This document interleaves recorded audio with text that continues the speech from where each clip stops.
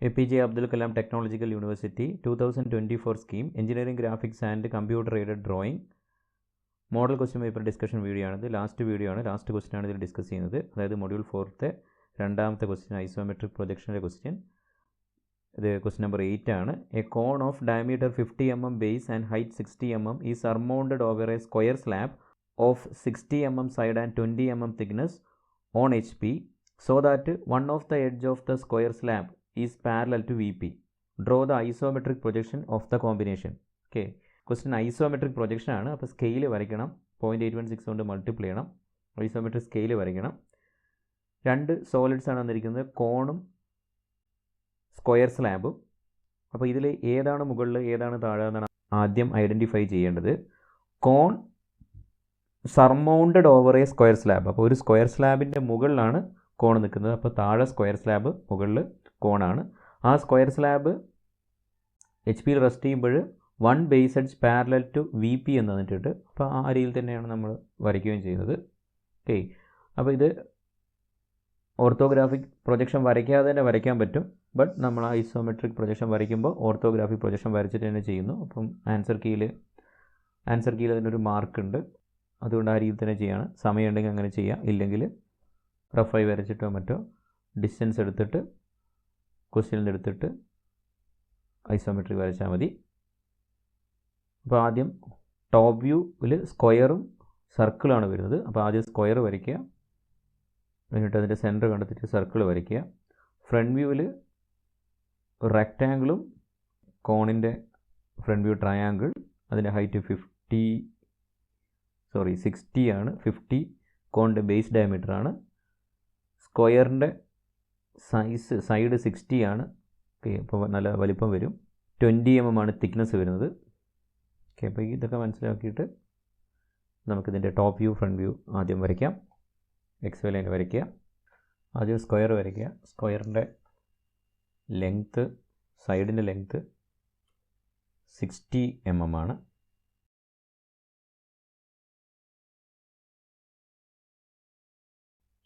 സ്ക്വയറിൻ്റെ സെൻറ്റർ കാണാം.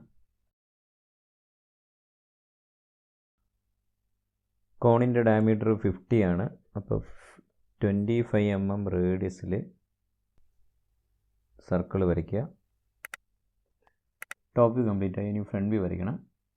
20 ആണ് സ്ക്വയർ സ്ലാബിൻ്റെ ഹൈറ്റ്.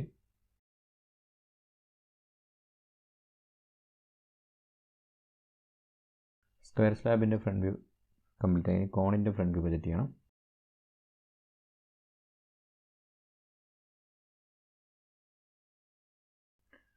കോണിൻ്റെ ഹൈറ്റ് 50 ആണ്.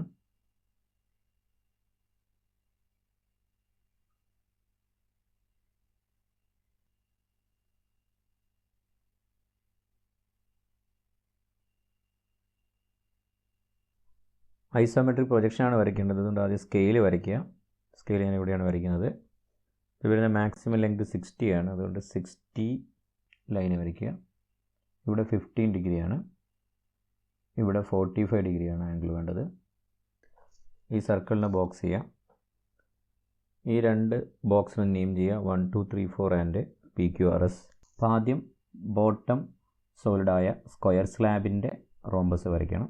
1 2 3 4ൻ്റെ റോംബസാണ് ആദ്യം വരയ്ക്കേണ്ടത്. അപ്പോൾ അതിനൊരു ഹൊറിസോണ്ടൽ തിൻ ലൈന് വരയ്ക്കുക.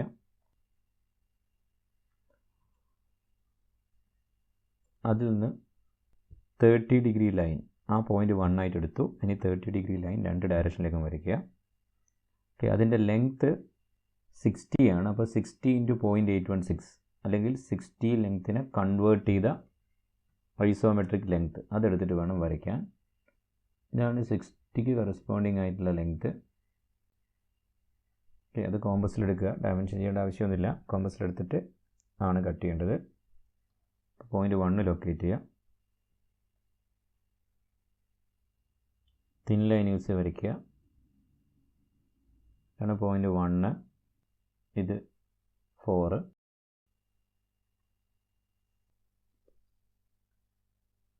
റോംബസ് കംപ്ലീറ്റ് ചെയ്യുക.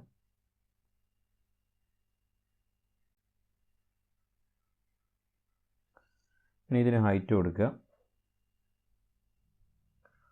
ഹൈറ്റ് 20 mm ആണ്. അപ്പോൾ 20 mm ഇവിടെ കൊണ്ടുപോയി കൺവേർട്ട് ചെയ്യണം. 20 mm എടുക്കുക. ഇതിന് പാരലായിട്ട് ലൈന് വരയ്ക്കണം.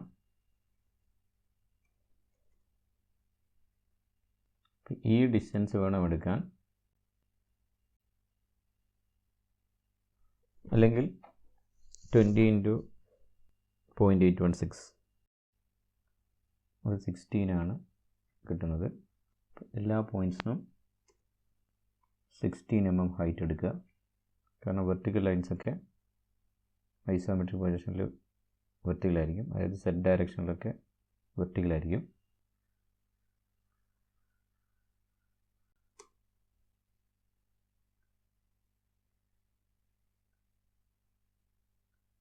ടോപ്പിലത്തെ റോംബസ് കംപ്ലീറ്റ് ചെയ്യുക, അതിനെ നെയിം ചെയ്യുക.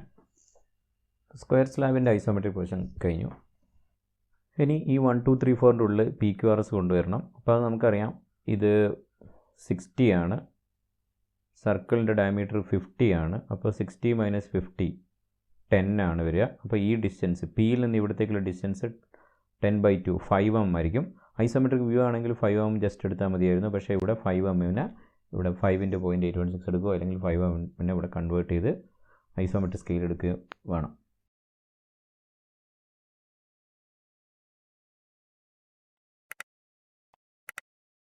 അപ്പോൾ ഈ ഡിസ്റ്റൻസ് എടുത്തിട്ട് വേണം, ഇവിടെ കാണുന്ന വളരെ ചെറിയ ഡിസ്റ്റൻസ് ആണ്, ഈ ഡിസ്റ്റൻസ് എടുത്തിട്ട് വേണം നമ്മൾ ഈ PQRS ലൈൻ വരയ്ക്കാൻ.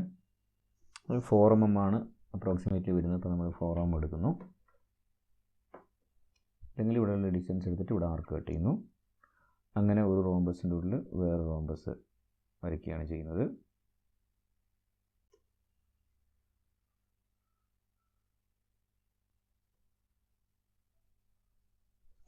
ഓക്കെ, അങ്ങനെ 1 2 3 4ൻ്റെ ഉള്ളിൽ PQRS കിട്ടി. PQRS ഞാൻ നെയിം ചെയ്യുന്നില്ല, വളരെ ചെറുതായതുകൊണ്ട്, ഈ ലൈൻസൊക്കെ വളരെ അടുത്തായതുകൊണ്ട്. ഇനി ഇതിൻ്റെ ഉള്ളിൽ റോംബസ് വരയ്ക്കണം, 4 സെൻറ്റർ മെത്തേഡ് യൂസ് ചെയ്തിട്ട്. അപ്പോൾ അതിന് ഡയഗണൽ വരയ്ക്കുക. അതേപോലെ ഇതിൻ്റെ മിഡ് പോയിൻ്റിൽ നിന്ന് ഓപ്പോസിറ്റ് കോർണറിലേക്ക് ലൈൻ വരയ്ക്കുക.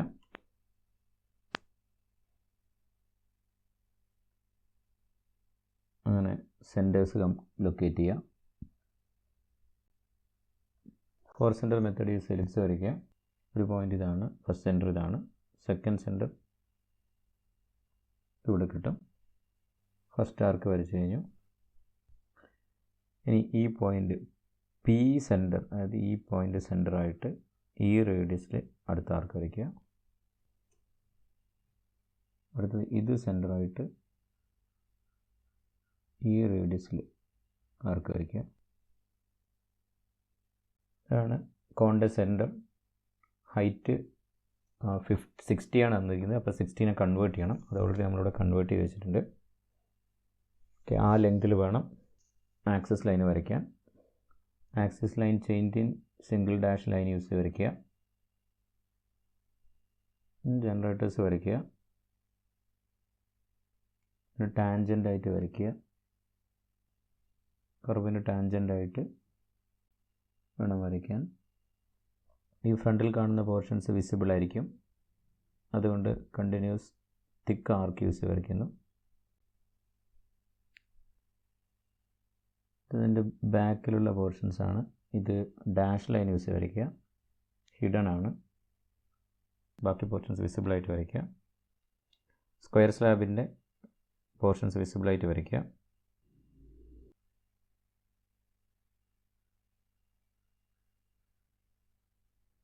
ആൻസർ കംപ്ലീറ്റ് ആയി.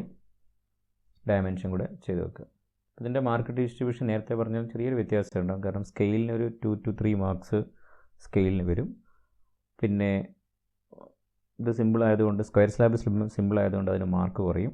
ഓക്കെ, അപ്പോൾ ഒരു 7 + 4 മറ്റും ആയിരിക്കും. അതായത് കോണിന് 7, ഇതിന് 4, 11 ആയി. 3 മാർക്ക് സ്കെയിലിന് 14 ആയി. 1 മാർക്ക് നീറ്റ്നെസ് ആൻഡ് ഡയമെൻഷനിങ്. ഇനി ഫ്രണ്ട് വ്യൂ ടോപ്പിനും കൂടെ മാർക്ക് ഡിസ്ട്രിബ്യൂട്ട് ചെയ്യുന്ന രീതിയിൽ വരികയാണെങ്കിൽ ഒരു 3 + 5 + 4 + ബാക്കി സ്കെയിലിന് വരുന്ന രീതിയിൽ ഇങ്ങനെയായിരിക്കും മാർക്ക് ഡിസ്ട്രിബ്യൂഷൻ വരിക. ഇതോടെ ഈ മോഡൽ ക്വസ്റ്റ്യൻ പേപ്പേഴ്സിൻ്റെ ഡിസ്കഷൻ എൻഡ് ചെയ്യുകയാണ്. ഇതിൽ എന്തെങ്കിലും ഡൗട്ട്സ് ഉണ്ടെങ്കിൽ നിങ്ങൾ കോൺടാക്ട് ചെയ്യാം. സിമ്പിൾ ക്വസ്റ്റ്യൻ ആണ് ഈ മോഡൽ ക്വസ്റ്റ്യൻ പേപ്പറിൽ വന്ന് എല്ലാ ക്വസ്റ്റ്യനും എളുപ്പത്തിൽ ചെയ്യാൻ പറ്റുന്നതാണ്. അപ്പോൾ ഇതേപോലെ സിമ്പിൾ ക്വസ്റ്റ്യൻ തന്നെ ഫസ്റ്റ് യൂണിവേഴ്സിറ്റി എക്സാമിന് 2024 സ്കീമിലത്തത് പ്രതീക്ഷിക്കാം. എല്ലാവർക്കും നല്ല വിജയം ഉണ്ടാകട്ടെ, നല്ല മാർക്ക് സ്കോർ ചെയ്യാൻ പറ്റട്ടെ. All the best.